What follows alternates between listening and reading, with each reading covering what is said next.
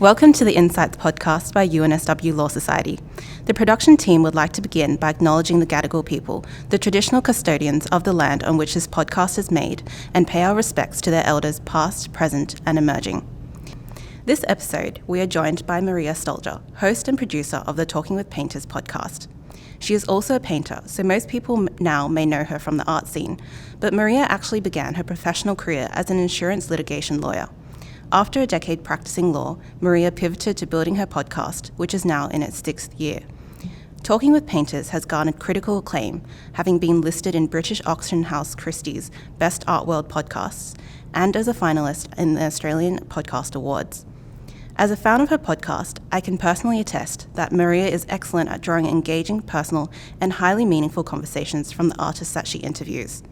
Maria, thank you for taking time out to speak on InCites. My pleasure, Tracey. I'm very excited to be here. Thanks for asking me. Thank you. So you grew up in Newcastle and you moved to Sydney to complete a law degree. What led you to pursue law? Okay, well, yes, I grew up in Newcastle. I love Newcastle. It's the most fabulous town. Now, my parents, I probably have to go back a bit. My parents have a Greek background. They were born in Greece. They came they came to Australia when they were quite young. So I'm a child of Greek migrants, and I think a lot of children of migrants are high achievers.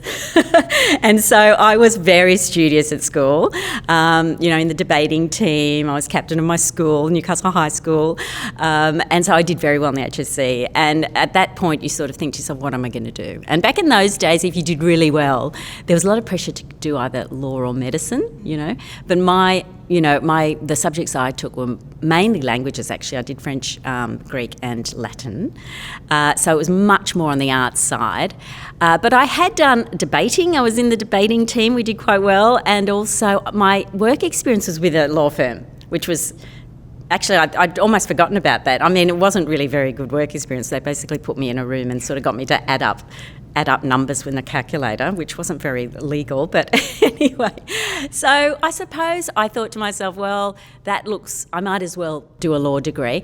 And the other great incentive for me was that you couldn't do a law degree in Newcastle. So it was this big adventure to go to Sydney Uni, and I remember seeing a photo of Sydney University quadrangle in the University Admissions Handbook, because, in those days there was no internet. So, there was this one photo of Sydney University, and it was that beautiful manicured lawn with the jacaranda tree, and I thought, I want to go to that university, So at 17 years old, I came to Sydney and Wonderful. Started my law degree. Yeah, I think it's definitely where you see the admissions booklet, they always make it look very nice, no matter what uni it is, and then you get very drawn to that.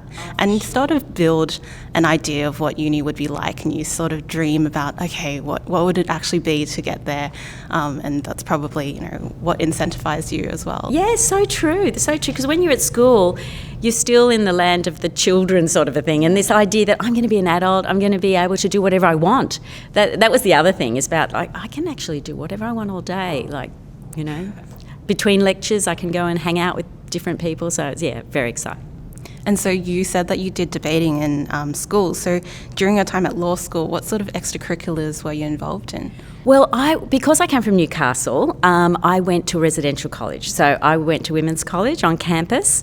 And because what we were just saying a second ago, that it is such a huge life change to go from being, especially from quite a sheltered Greek upbringing, to suddenly being at women's college, and you can basically, as I said, do whatever you want whenever you want. So in a way, that life at college was quite intense. So there were a lot of activities in college. Actually, it's funny, I was drawn more to the sort of drama and music areas, and so I get involved in sort of reviews and things like that we did in college. But I also went to Sydney. I went to SUMS, which is Sydney Uni Music Society, so I did that for a year or two. And I also, at I probably got more involved actually at College of Law, because back in 1989 when I did College of Law, you had 6 months at college in St Leonard's, and it was so much fun. It was the most fun because you basically couldn't fail. That was the thing about College of Law, nobody failed.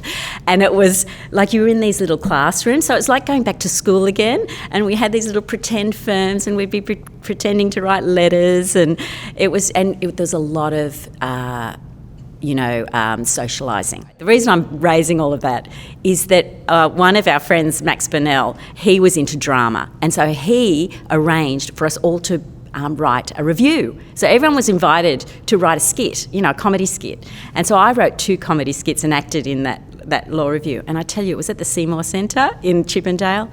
It was fantastic. I wish we filmed it because it was so funny.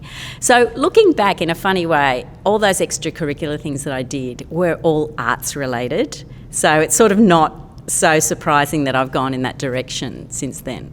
Yeah, but I'm sure it was like a good practice as well to get you into performing and also speaking in front of people. Yeah, that's true actually, yeah. It's funny, I was always in the sort of musicals and things at school, so I did like performing, but as we were saying a second ago, public speaking terrifies me. So it's funny, when you're actually performing, it is totally different. I suppose because you've got a script, and you sort of think, oh, now. And also not everyone's looking just at you. I still find that quite hard to do, but I'm getting better at it. I'm doing more and more of it, actually. No, I'm sure your podcast is amazing. I definitely really, really liked it. And then I found out when I was just like searching her profile, I was like, what if she did a law degree? Then I could bring her on the podcast. And you did. So oh, really? You did? Oh, that's how you figured it out? So okay. that was why I had planned on actually speaking to you before, and regardless of whether you had a law background. But that was just like the icing on the cake. And I thought, oh, that's amazing. I can actually bring you on the podcast. So, yeah. Oh, fabulous. Oh, I'm so excited to hear from you. Yeah, this is really a treat for me. So after graduating, you practiced as an insurance litigation lawyer. It's quite a specific area of the law. So what was that like? Yeah, right. So so basically what I was working in was personal injuries litigation. So it was for defendant insurers. So basically people who were injured at work, or so workers' comp, or motor vehicle accidents, people injured in motor vehicle accidents. And that area of law is sort of, there's less litigation in that area because of legislation that's been passed since I was working in it. So it's not as, a busy area of practice as it used to be. But I loved it. It was so great. It was also before email. If you can imagine, there was a world before email. And so you would be sitting in your office. It was very leisurely, compared to I think what a law practice is these days. And you would have your in tray with your physical letters, and you would read them, and you'd have your out tray and you'd dictate your letters and all this sort of thing. So basically what it consisted of was basically reading a lot of medical reports and reading a lot of investigators' reports and advising the client on their prospects of success. So as whether they were injured or not. But it was more as to whether they were exaggerating their injuries. So, I mean, looking back, I think I would have preferred to be a plaintiff's solicitor, because you sort of were constantly trying to prove they were liars, where they usually weren't lying, But, you'd get your medical reports which said there's nothing wrong with them, and they'd get their medical reports which said, there's so much wrong with them, and then and basically you would usually settle those matters. So it would usually settle on the door of the court, But the other side of the work, so there's the sort of more the desk work where you'd be advising the client and all that sort of thing, reading lots of reports. On the investigators' reports, that's right. I was quite shocked when I first started working, so I was like 25 or whatever, and I thought, oh my goodness, they send out investigators following these people. They don't realise they're being surveilled, and to see whether they were exaggerating their injuries, and you'd have to watch the videos of them sort of going and doing their shopping and lifting up bags and, see, they've got no back problem, they're fine, and it sort of was a bit demoralising because even if you have a back problem, you have to keep on living, and you might be in pain. And that's basically what they did say, if any of the cases ran, which was quite rare. So there's that side of it, sort of your advising, and then there's the court of attendance. So that was really quite good, because you'd be in court probably three days a week, but just for small things. So the barrister would run the hearing, but if there was any little mentions or directions hearings or return of subpoena or anything, you'd have to sort of walk up to court and appear. And it was the junior solicitors that did that. And it was really good experience because it was pretty scary sometimes, especially if you're in the Supreme Court in front of a judge or something. That would be a little bit scary. And everybody else in the court would be watching, so that would be a bit intimidating. But you got a lot of experience, a lot of court work, a lot of work on your feet. Sometimes you'd be, you'd be the sacrificial lamb because some mean partner would pick on you and give you this time bomb of a case, and you'd have to go up to court and, be, blasted by the judge because you hadn't done what you're supposed to do. But generally speaking, it wasn't that scary. So it was really, really enjoyable work. Yeah, that's great. I think it's more the practical stuff outside of paperwork from day to day, because paperwork, you can look at precedents or you can always ask someone, like, how should I word this? But when you're in front of someone else and you have to go on the spot, and think on the spot as well, a lot of that practical experience stacks up and it makes you so much better and prove a lot more, a lot faster. That is so true. It's a real learning experience, and the more you do it, the more, the better you get at it. And I hope that those little lists and that sort of thing don't end up all online, because that's where you really learn how to speak, in court, and especially for people who want to go to the bar, it's really great training. So, I think that's it's in a state of flux at the moment as to whether, some of that is going to go online, but... Yeah, I think there's a bit of both. Some people want it to be online because it does save a lot of time walking to and from court, and they can just click, log on, and if it's just a mention, then it's kind of not worth walking all the way down there. But then there's also people who enjoy the interaction. They find it it breaks up their day a bit more. So there's definitely that balance. Well, that's right. And also you get to meet other people, because you'd be milling around the court, and you'd be sitting and you strike up a conversation with someone else. Admittedly, that was before phones, that nobody's been standing there on their phone. But at least it's not, at least you're all, it's collegiate, so you're all solicitors together. So you do tend to meet people in that way, so it's really it's a great social activity as well. You wouldn't have thought so, but it's a great social thing. And then later you went to Waverley Woollahra Art School in the Julian Ashton Art School.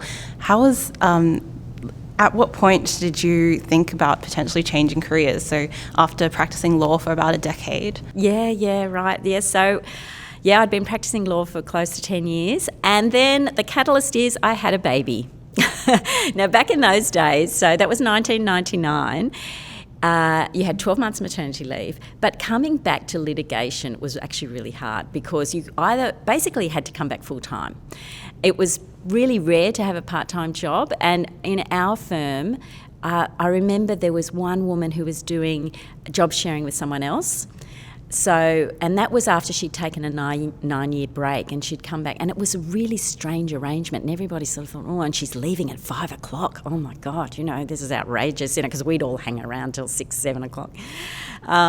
So it wasn't, so basically I had to decide, what was I going to do? Was I going to go back full-time? Was I going to try and somehow do a part-time arrangement, which wasn't really popular with the partners?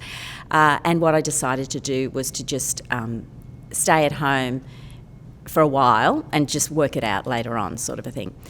And then our second child came along, and so I basically just didn't make the jump back in for a few years. And I would highly recommend people, if they decide to have kids, don't go from being a full-time solicitor to a full-time stay-at-home mum. It is not great for your mental health, because then you've suddenly lost your whole identity, and then you're doing, especially then when there was no internet and there was no social media, so you couldn't connect with people very easily. So you basically had your mother's group, and I'd go to the library a lot with the baby and all that sort of thing. That was quite fun. But you do need some extra stimulation, especially after being so busy before that.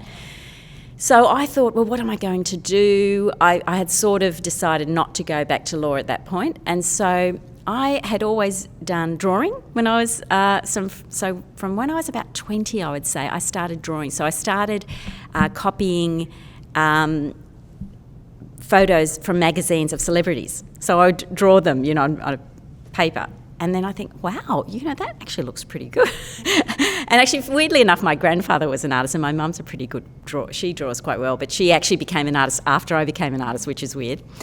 Anyway, so I thought, I used to really love doing that because I used to go to life drawing classes after work. So basically I had drawn from about 22 when I had my child at 34, and then I didn't do any more drawing at that point. Yes, I had drawn from when I was about 20 till when I had Rebecca, my daughter. And then I thought, I've got to get back into that because that's what made me feel myself, like it was the best thing for me, and I felt it really lifted my spirits. I came to University of New South Wales and studied Greek for a while, just one subject. I was considering doing a degree, but I didn't actually end up doing it because art took over. But that was another thing that actually got my mind stimulated again, which, I just didn't realise that I needed that at the time. But anyway, so then I thought, okay, this is great. I'm going to go to art class. So I started going to art classes at Waverley Willara Art School, and portraiture has always been my great love. And so after I really started to learn how to paint and how to handle paints and how to handle, and I used the garage as my studio, so I started taking it really seriously, and I started doing a lot of portraits. I started doing portrait commissions, and I went to Julia Nash Art School, which is where you go to learn how to paint the portrait traditionally, in those traditional ways, which is what I like doing. And I was there just part-time, doing classes every now and again. And I started entering competitions, and I started, and I even won a little competition, which was really exciting. So that's what I saw for myself, was that, okay, I'm just going to keep getting better and better at this, and I'm going to maybe enter the Archibald one day and all that sort of thing. So that was my life at that point. I was getting a lot of satisfaction out of that. So that's really what caused, it was basically having kids that caused that to all happen. Do you think that if the partners were amenable to you staying on as part-time, do you think you would have continued doing that? I think I probably would have. And actually, I'm glad I didn't, but because I think this is more me what I'm doing now. But I think definitely, yes, I definitely would have gone back because it would have been manageable, I think. Because I wasn't interested in a full-time nanny or anything like that. But if I was working 2 or 3 days a week, say, maybe 2 days and then 3 days the next week, I think that would have been a really good balance with bringing up kids, definitely. So when you switched to doing classes at art school, was that the point where you started thinking about making it a full-time thing, given that you had already quit practising law full-time? Yeah, that's basically when I thought, well, this is going to be my sort of new career. And actually, before the podcast, I had tried a whole lot of other things, like teaching in art, and to see if maybe that would be the best way to do it. And a few other things I can't remember now offhand. But yeah, so I had definitely made the shift mentally that the arts and the visual arts was going to be the next stage.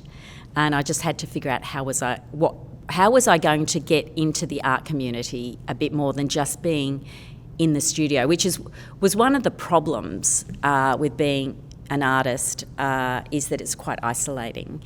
And I found that I was just, sort of finding it quite isolating in lots of ways at that point, which also, again, is pre-social media, so it's a little bit different now. But I think it's also the nature of an artist's work. A lot of traditional artists like to do things on their own, so even if they have maybe like a little studio where they share with other artists, it's very much an individual work, and you have to work on it yourself. You can't ask someone to hey, can you put the brush there and help me with that. It's very much their own work. So I think that's also what creates that isolation effect, because that you have to finish it yourself. For sure, that's exactly right. And also, weirdly, even though we do want to be more sociable, it also is a distraction. I mean, you hear of artists who actually move out of Sydney. They actually move away to the country because too many people drop into their studio.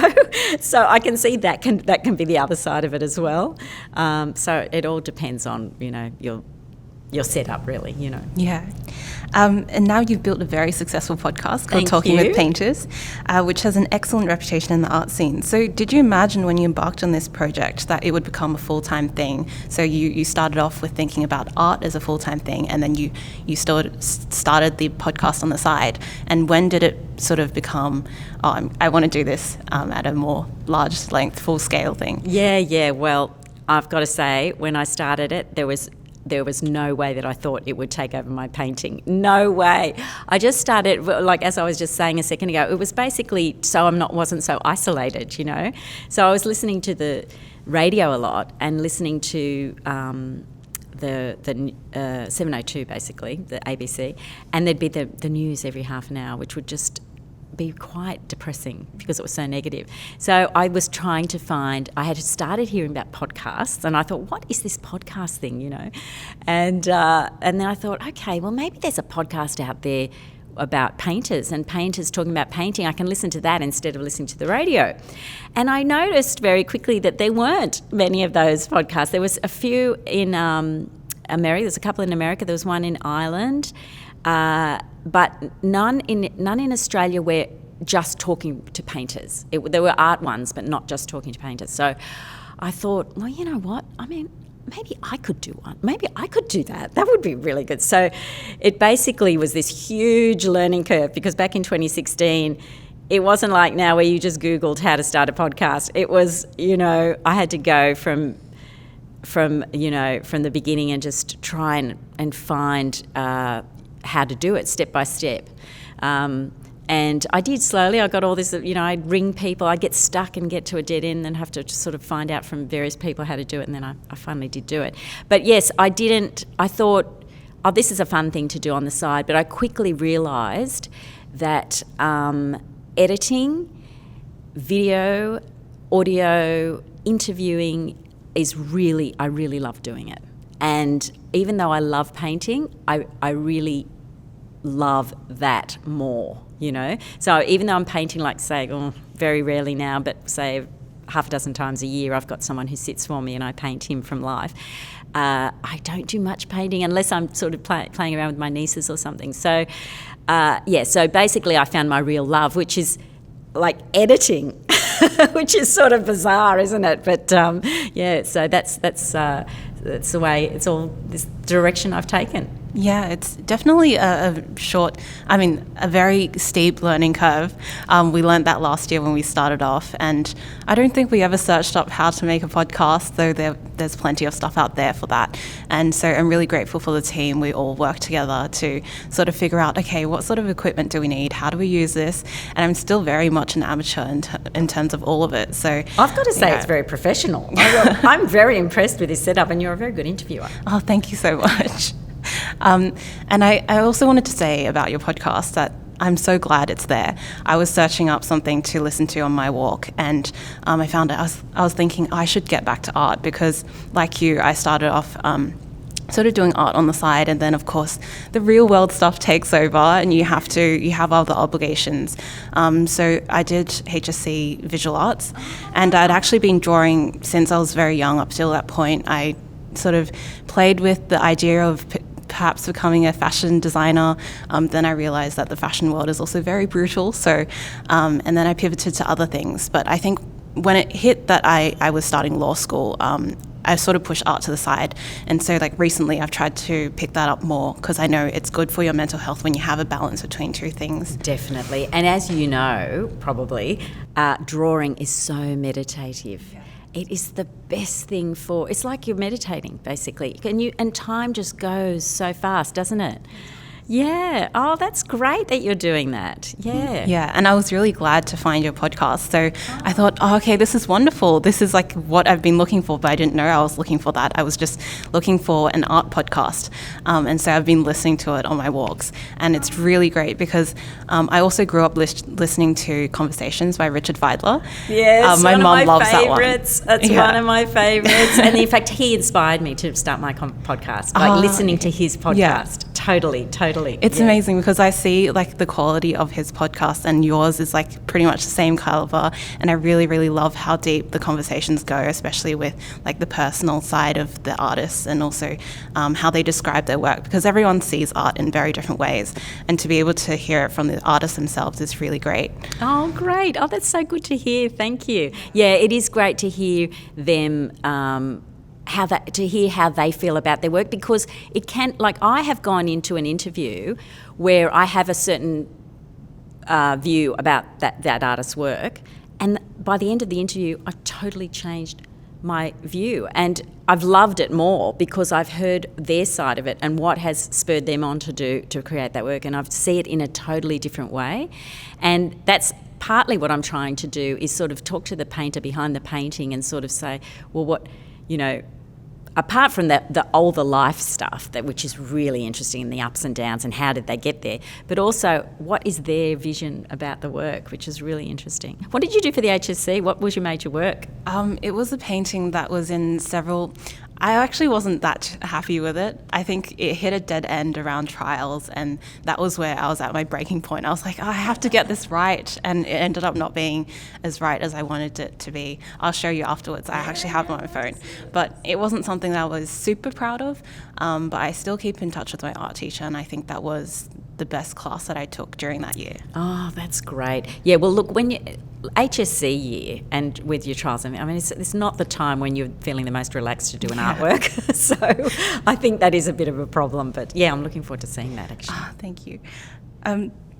So when I first spoke with you, you mentioned there are transferable skills between law school and podcasting, and how so? What sort of skills? Well, I think there's probably two. The first is probably the research side of things, because as you know, there's a lot of reading involved with law, and you're reading a lot of cases, and you have to sort of get all the facts and the legal principles in your head to get your head around each thing, and it's a bit similar with preparing for an interview, in that you want to get all the information that you can about that person and somehow commit that to your memory the night before the interview, and sort of, it's like cramming for an exam, and especially if it's a leading artist who's been around. Like, I recently interviewed Guy Warren, who's 100, and to sort of go through his whole life and try and remember all the things of what he's done,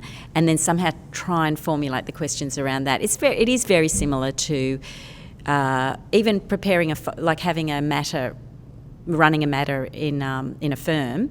You have to have, you have your chronology and all that sort of thing. It's very similar. I do that as well. I sort of have their chronology. I sort of do it in a form of a mind map, actually, but I do like to see it visually, and sort of commit all that to memory. So it's like cramming for an exam.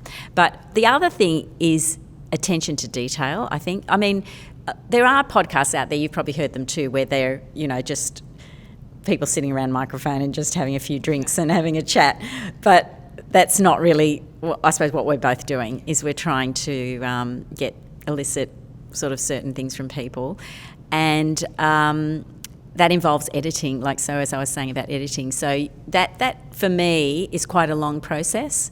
And I think that attention to detail is something that you have as a lawyer as well, because you have to be careful. Like, when you're drafting pleadings or whatever, you can't get that wrong, because when you're in court at the hearing, the whole thing could fall down. So you've got to really pay attention to those things, and I think that pays off with podcasting. It gives you, sometimes it can be argued it's overly produced sometimes, but I try and balance that. I keep in some of the ums and ahs, but I try and keep it tight so that I don't lose the listener's attention. I want to make it something that I would like to listen to. And so I think, there's probably other things that also,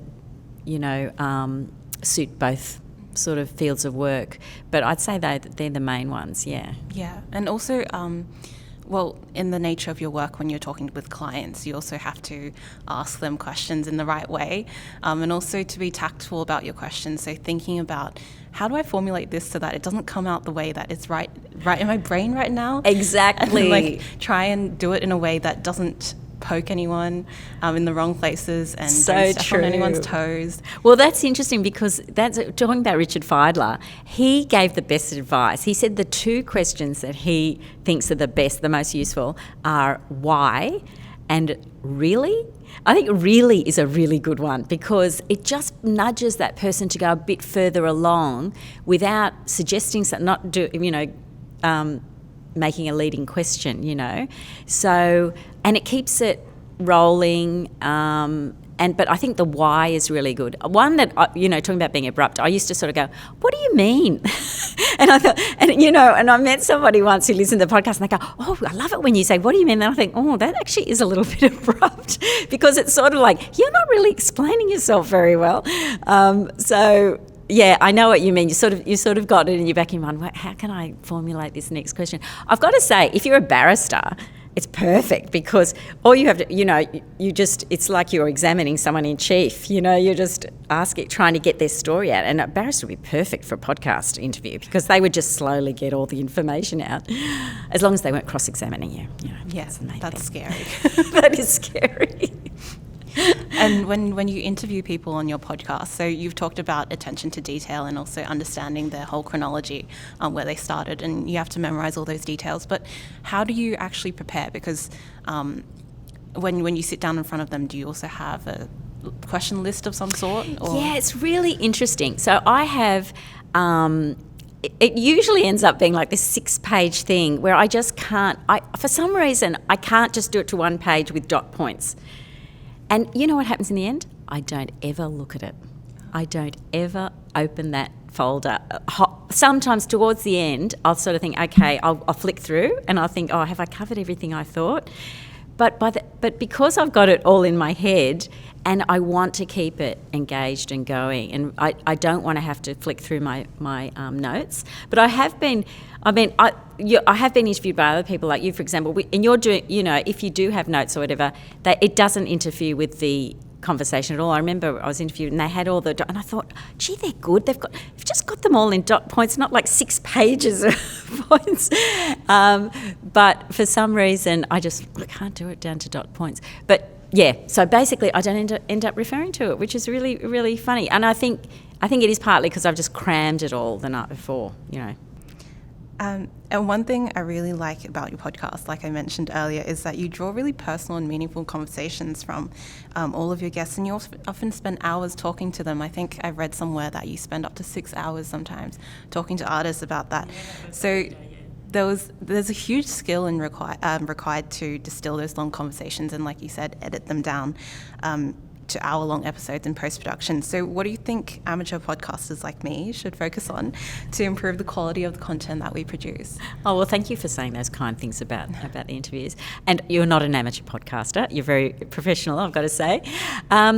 Well, what I said before about research, I think research is really, really important if you're doing an interview podcast, like what I'm doing. Just to keep it relevant, to keep it on point and not rambling, because then that's more work in editing, post-production. I think equipment is really important, and you've got great equipment. I've got to say, these microphones are so impressive, and you're filming with a really great camera. And because now, it might have been different in 2016 when I started, but now it's so easy to get good equipment. And so if you don't have good audio equipment, it really shows up. And it shouldn't be that way, but somehow it just sounds a little bit more serious, and you take it more seriously if the audio is better, I find.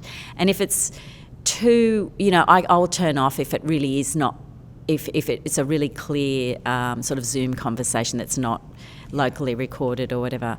So even if I do a remote interview, which I rarely do, but when I do, I always get that person to also record on a smartphone. Yeah, because I think I just want, I want to back up, because you hear so often about, people, something going wrong. So I want to back up, but also it's usually better than their inbuilt microphone if they don't have it plugged in. So I think I think equipment as well is really important. And I think if you do, it's not that important to edit, but if you want it to be, semi-professional, spend time editing it, and it involves also listening back to it quite a few times. so it's quite time consuming. I spend quite a few hours editing, but I think that's really important if you want to have like a more professional sort of sounding podcast. Yeah, definitely. Anything that requires a lot of effort to do always turns out great. Yeah, I think that's right. And also you learn a lot more about interviewing because you're hearing yourself back. And you're thinking, oh, why did I say that? And oh, why didn't I follow up that? And that's the other one. Listen. So when you're interviewing, listen to the answer, because sometimes you've got a little nugget there that they've said, and you've just got to go off on a tangent. And sometimes I've heard back to my recordings, and I thought, oh my goodness, I can't believe they said that, and I didn't follow that lead,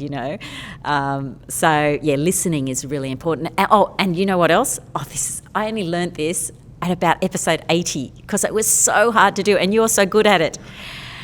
Don't go yeah throughout it, because you're trying to. I used to do this. I used to say, they'd say something, I thought to make them feel comfortable I would go, oh yeah, oh right. And then I realised you've got to nod, because otherwise those yeahs get really annoying. So that's the other tip I would give to amateur podcasters. Well, it wasn't really a conscious thing on my part. I think I'm just used to being on the quiet side, so I don't really interject as much. And that definitely was, I think the first episode, I didn't speak a lot. I would just go like, yeah, and then move on to the next question. And I was quite nervous as well. So I was thinking, stick to the script. I have to get through every single question. But there's definitely that experience with learning how to create a conversation, listening to the person and responding to that, and not being too afraid to deviate from the script, because although we're very careful with, especially if it's a sponsor firm and they have certain stipulations like, oh, you can't talk about this. Well, none of them have said that, but just in case. So we've always been quite careful with the content and like sticking to the script. But there's always that good thing about like being able to edit it out later. So that's really interesting actually, because I remember at one point I was thinking, oh, should I do another podcast? Should I do something law related? Which I'm not going to do, but and that was one of the things I was thinking was going to be difficult, because if you are talking to people about law, they're going to be restricted to talk about matters and cases and things. So I was thinking about that and then they self-censor, even with art. Sometimes they won't talk about certain things, which is fair enough, But it is. It's a learning curve, and also you're not like I started off by interviewing people I knew, because I thought, oh, I'll interview my art teacher who won the Archibald, which was quite handy. So it's totally different interviewing someone you know well and interviewing me that you've never met before. So it is more intimate, and it's intimidating. And you're young. I'm in my 50s, so I feel, a bit more self-assured in lots of ways. So I'm really, you're doing really well. Oh, thank you Fantastic. so much. And how might we build better connections with guests? So you generally have quite an in-depth conversation that you sort of go through every single point, and then you sort of start off like, okay, where did you start off and how did you end up here? But for our podcast, because we only have around an hour, 2 hours to speak to the guests, so I'm always quite conscious, like how do we draw out the best of what they have to offer? Sometimes it's sort of fixated on this point that doesn't come out as great in the end. Yeah, I see what you mean. Well, I think making them feel comfortable at the beginning is good, and you're really good at that. So you even let me see what I look like on the camera before I started doing, and that was good. And the way I do that as well is I say to the person, I say, look, I edit everything. If you decide tomorrow you don't want that part in that you said, I'll take that out. Just let me know. If you have to say something again, just say it again, and if it takes you time, there's a big silence, don't worry about it. So I put them at ease in that way. And so do you mean as in trying to get something specific out of them and not getting off, or basically getting something out of them that falls flat a bit that you thought would be a good story that's not a good story? Yeah. So yeah, that's happened to me. When I write up a script, I actually spend quite a lot of time, maybe like up to an hour, 2 hours, because I think about the way that I should progress the script. So I'm really pedantic about how a certain question links to the next question. So I'll say that you started out here, and then I'll move into the next part. And what I anticipate might be the answer doesn't actually come out there. Ah, yes, I see what you mean. Yeah, right. Well, I suppose in that case, yes, and that has happened to me that I've realised that I missed that whole bit. So, because usually I'm chronological, which I sometimes think to myself, oh, is that a bit boring? I do that every time, but it works, so I keep doing it. And and because I don't refer to my notes very much, I might miss a key development, like say they won this huge prize, when they were 20, and it was like pivotal, and we've already skipped to when they're 30 or something. I often just jump back to it, and I go, oh, wait a second, oh, but I often actually say, oh, but I missed this bit. Let's go back. When you were 20, blah de blah, and also that's part of the conversation as well, and it sort of shows that I'm really interested in them, and can we go back to this thing that we missed? But also you've got to remember that you missed it. But yeah, so say if they didn't say what you thought, you could even bring in a leading question at that point, and sort of say, oh, but I remember reading somewhere, blah, blah, blah, and then get them back onto it. I remember once I interviewed somebody and I was hoping for this really juicy, and it was the main reason I was interviewing them was for this, it wasn't actually an artist, it was somebody who had written about an artist. And I was hoping for this really juicy story. I won't say what it was, and it just, they dealt with it just in like an hour, not an hour, sorry. And they dealt with it in like a sentence. And I thought, oh my God. And then I had to try and get the excitement up again, go back to it again and sort of, go into it again. It never really was exciting as I was hoping it was going to be. But I suppose, that's part of it, you just don't know how it's going to go in the end. You can try, but there's nothing wrong with going back and sort of raising it again if it was skimmed over, I think. But yeah, you can't sort of control what they're going to say, I suppose, Yeah. And what's the process like being a full-time content creator? I can see from your regular Instagram updates that you're always meeting artists and exploring new art and posting art updates. So being a full-time content creator, because that's like the more millennial term to use, where you're doing a lot of different things, not only YouTube, but you also put your podcast on different podcasting platforms. Yeah, well, Instagram, I'm an Instagram addict, first of all, and I actually had to get physio for my neck last year during lockdown, embarrassingly. But now I've learned not to be sort of using that posture all the time. So yeah, so Instagram is where my tribe is. So they're there all the time. So I'm constantly posting there. And I've got my YouTube channel, which is going really well. So over 160 videos on that. But I'm falling behind because I haven't done, so I've got about 10 I have to do there. So it's actually hard balancing everything because there's so many things. So there's the podcast, which weirdly sort of takes more time than editing the YouTube videos. But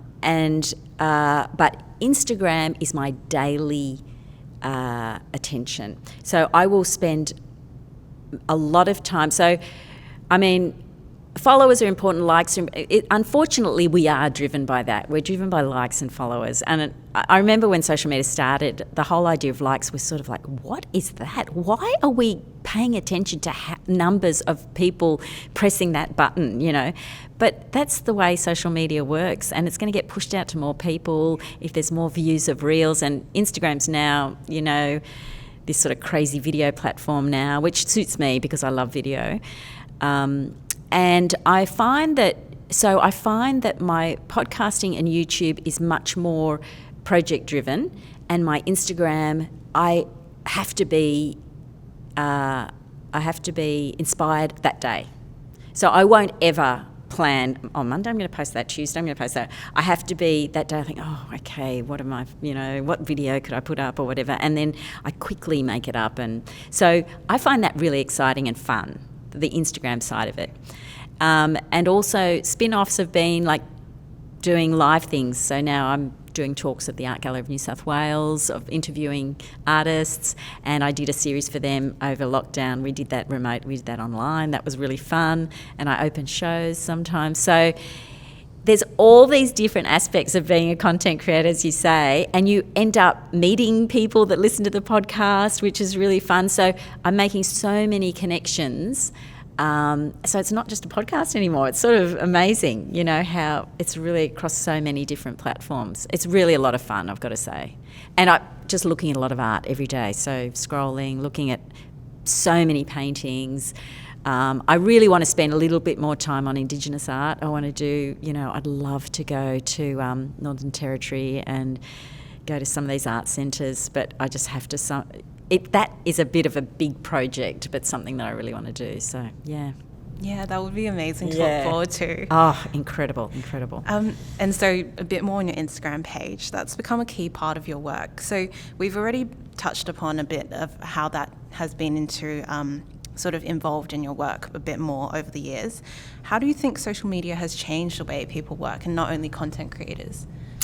Well, for artists, it has been a huge dream come true because it's created this community and we are all talking to each other, and we, you know, there's no way we would have known so many artists personally because there's DMs and, you know, comments and likes and all that sort of thing. And we're all connected in that way. So I think for artists, that has been a huge plus. There is the downside for artists, and that is, it's a huge distraction. So I think, you know, instead of going in and just starting painting, you're going to spend an hour scrolling, and even longer, you know, sometimes. Or you go down a rabbit hole, you know, think, oh, I wonder what, you know, Van Gogh thought when he was, you know, 15 or and you end up on YouTube for an hour. So there's that, is that it can be a distraction. So that is not great for people who work alone. The other downside is sometimes you can compare yourself too much to other artists, and you can think, oh gee, they're doing so well, and you know, or they do a process video and you think, oh wow, you know, they're so good at that, and look at me, I'm so hopeless. And so, and you can, even your style can get compromised because you think, oh, maybe I should be doing more of that, and then you don't stick to what really is you. Which can be good in some ways, but I think that's the downside of social media for artists. But the community is such a huge bonus, and being able, and actually one of the artists that I've interviewed, Geordie Kerwick, and when I interviewed him, he was only started painting 18 months before. He's now one of the top international, you know, Australian painters on the international art scene, because a large part is because he has made so many contacts. I mean, he's a great artist, and I've got a couple of his works, but he has made a lot of contacts through Instagram. And he is great on Instagram, and he's really generous, and he shows all his work, and he shows a few things of his family, but he's made a lot of contacts with galleries, and he's just a lovely guy. So, I mean, it's his personality as well. So now artists can make contacts with a gallery in, you know, Denmark, and be in their group show because that gallerist saw their work online and just said, oh, you know, why don't you include send one of your works over and we'll put it in our group show. That is now crazily happening all over the world. So that old gallery system where you basically were just sort of begging for a gallery to take your work, it's changed, you know. And also for galleries too, they are now embracing it, which is fantastic. Like when I started the podcast, it was like the idea of me going into a gallery and showing all the work in the gallery and putting it on Instagram was really frowned upon by some of the galleries, and now they love it if you do that, you know, because they realise it's just getting the word out, and that how many people can actually get to the gallery. Whereas if I do a walkthrough, I might get 6,000 views or something, you know, and those people from all over Australia who are dying to see the show but can't get there. So it's just shrunk the art world, which is fantastic, and I think everybody in the art world loves it now, as it totally embraced it. I think COVID has definitely changed the gallery's mindset as well. I think a few of them were offering virtual tours, so you could click through on your browser and see all of the currently displaying artworks there. So that was a bit of a change. Yeah, definitely. They've definitely embraced video and those sort of virtual tours. Yeah, and I think it's because also the other thing that they realised over COVID, which I don't think anybody expected, was that people were going to go and buy work online. Because that wasn't really happening much before. I mean, maybe with those sort of the blue thumb, where sort of more, less professional artists are, although there are a lot of professional artists on there as well, I've got to say, which probably sold, you would be more likely to buy something online for, say, $250. But people were buying $10,000 paintings without having seen it in real life, And I think once the galleries realised that was happening, they would embrace it more as well. And now even some galleries, I noticed that a lot of them don't do it, but some do, is they will put the price. Like for a leading artist, that it costs $50,000 for a painting. In the past, you would never put that under the image of the painting. It just, somehow it was crass or something. It was considered, why would I do, you should be an inquiry and the person should come and see it and there's, you can have a cup of tea and all that sort of thing. And now, it's just, and click here and you can buy it, which I think is great because even if it's a leading artist, if you're an art collector, you know the quality of that artist's work and you've seen it enough to know how good it is, and probably, that's probably you've got a cooling off period or something. I don't know what they do. I must say for $50,000 is a pretty big investment. But I think it's a good move. I think it's great. And people want to buy art. And also they get intimidated going into these big, although they're not as intimidating as much anymore, but sometimes those galleries, you walk in and they don't even look up from the desk to say hello. I've got to be fit. It's not really like that anymore, but it used to be. So I think people didn't feel comfortable going in as much. But yeah, so it's changed. The art scene has changed a lot in the last, say, 5 to 10 years, and for the better. Yeah, it has been more transparent, more information access, but also more exposure to different things. Yeah, totally. I totally agree. And it's also just changing it from year to year too. So it's really great. Yeah. Speaking of exposure though, to put some legal spin on things, have any of the artists who you've interviewed perceived social media and just the internet in general with sharing art as a negative influence on their practice? Because I think there's potentially like intellectual property issues with some people who really enjoy people sharing their art, reposting their art, but then there's also those accounts that, to be honest, personally, I get quite annoyed at that just repost artwork without crediting anyone. Oh, yes. I've seen those too, yeah. Well, I think what happens in the end with those ones is that people just ignore them after a while. They're not going to get many views because, first of all, they want to know who the artist is, and it just looks shonky, But I think from the point of view of sharing art legitimately and crediting the artist, and I've always got permission when I share my artist's works. The artist loves it. I mean, the more exposure, the better. I think the problems come in when you're talking about somebody, and this happened to one of my artists that I've interviewed on the podcast, Laura Bell-Spirovsky, that they went online and they got a high-res image and made it into a print. Or put it on Tshirt. Yeah. And no credit to the artist. And she actually dealt with it really well by just sort of basically posting on Instagram saying, look what they've done. And it basically shamed them. And so I think now artists are very careful not to put really high-res images online. Or there's some software you can use that you can't drag it off or something or other. Yeah, so basically I think that's where the problems lie, where people are selling their work and not crediting them, in the form of prints or whatever. But social media-wise, I don't know any artist that doesn't enjoy their work being shared. And it is a sharing, it's really what Instagram, they want you to do that. They want you to share and repost and all that sort of thing. But yeah, those shonky ones where they don't credit them, I don't think anybody likes those accounts.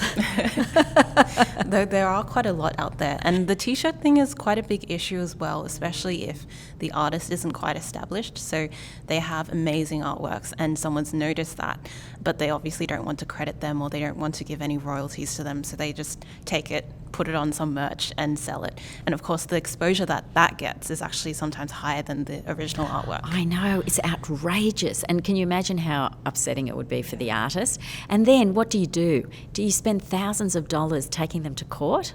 It's really difficult. That's why I think the shaming thing is better.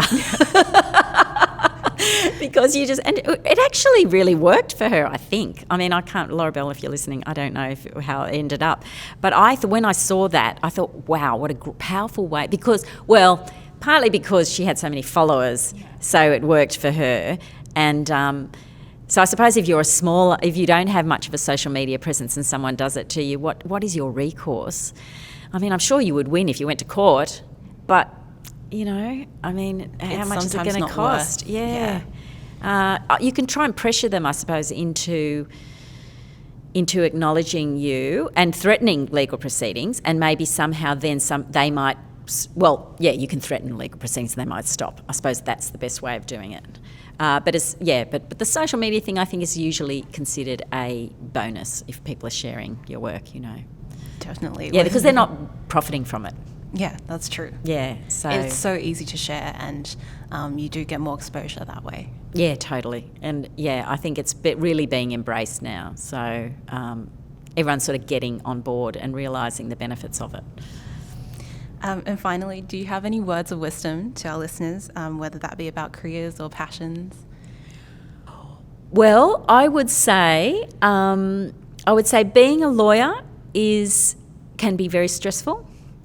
So I think it's really important to take care of your mental health. So you really, really need to have something else going on at the same time. So like for you and me, it's obviously, if I was practising law still, it would be art, because it just takes you away from, it just takes you into a different mindset. And I think the thing that you want is to pursue, and sometimes people they sort of think, well, I don't have a passion, I don't really know what I want. But anything that makes you feel like like it makes you feel, I really am myself when I'm doing this. And it's I really fit into this world. I think that is what you need to pursue. And if you can somehow make it bigger and make it, your work or whatever, fantastic. But if not, it doesn't matter. And sort of consider it like it's the journey, really. I remember one of my guests said, just enjoy the journey. And it is so true. Just enjoy being curious about that thing, or, meet people through it. And I think social contact is really important. Actually, that's the other thing I would say is, who knows what's going to happen now in the post-COVID world with, going to the office and everything. But really, if people are going into the office, it's a good idea to go a little bit, or a couple of days a week or whatever, because that contact is not only good for your work, but it's just really good for your mental health. And I think mental health for lawyers is really important to keep an eye on it. Yeah, I definitely agree with that. I started at a law firm in the middle of the pandemic, the second lockdown. And so I've mostly been at home, but the times when I actually go into the office, I really appreciate it, because you actually get to see the people. Instead of just being in front of your computer, you don't actually get to see anyone. You have to receive tasks through email, and you just got to go, okay, next one. Well, exactly. And also, I mean, for promotions and things, if people get to know you and they like you, I mean, you're more likely to be promoted, even if rather than just seeing on paper what you've achieved, That's right. So it's a really important part of it. All right, well, it was a pleasure speaking with you today, Maria.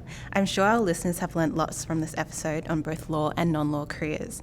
I know I certainly have benefited from learning from your experiences and also insights in podcasting. Thanks so much, Tracey. It's been so much fun. Thank you. Thank you for listening to InCites by UNSW Law Society. If you enjoyed this episode, please subscribe to our podcast so that you don't miss out on any future episodes.